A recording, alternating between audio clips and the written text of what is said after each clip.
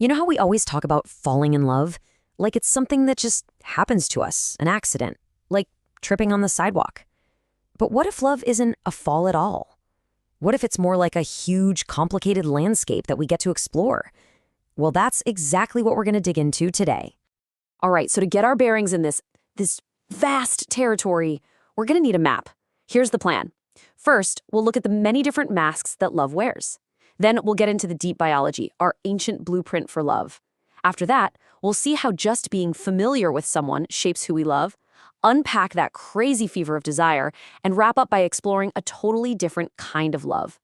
Okay, first things first, we need to build a better vocabulary. We have this one tiny word, love, and we expect it to cover this massive range of human emotion. It's just not enough. Love wears a whole lot of different masks. It's kind of wild when you think about it. We try to describe an entire universe of feeling with just 4 letters. The ancient Greeks, they knew better. They had a whole arsenal of words for love.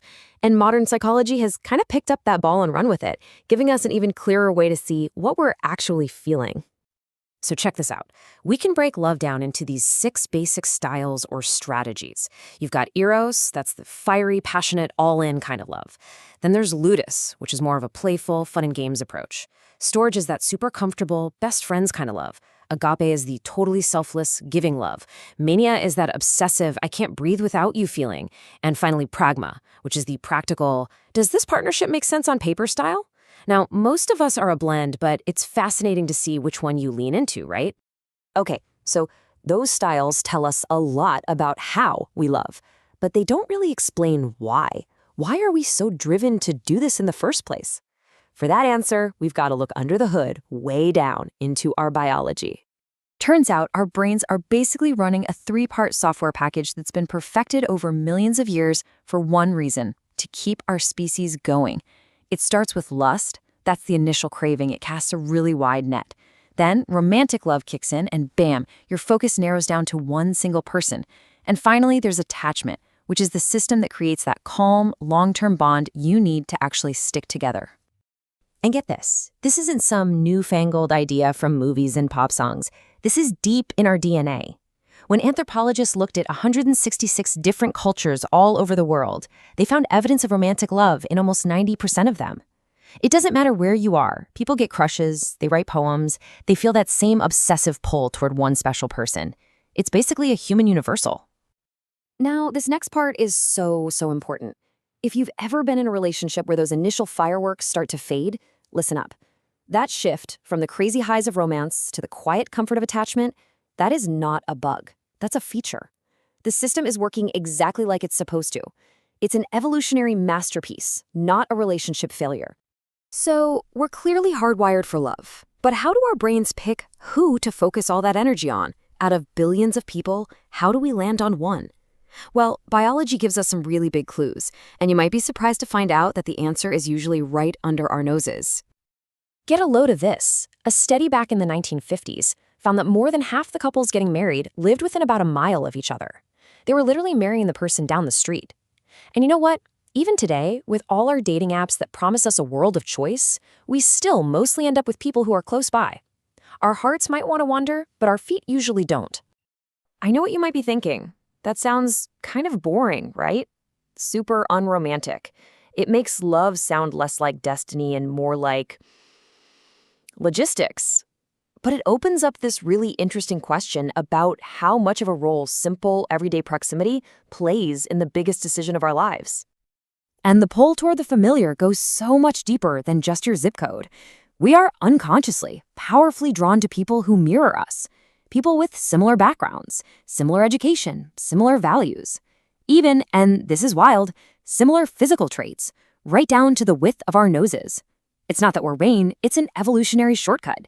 It's just easier to build a stable life with someone who's already on your wavelength. All right, let's switch gears and zoom in on one of the most powerful and maybe most dangerous ingredients in the whole recipe of love: desire. It's the spark that gets everything going, but man, it is an unstable element.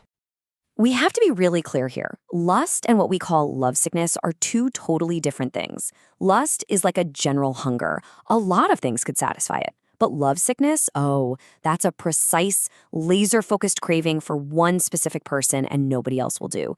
That's the engine that drives the whole romantic experience at the beginning.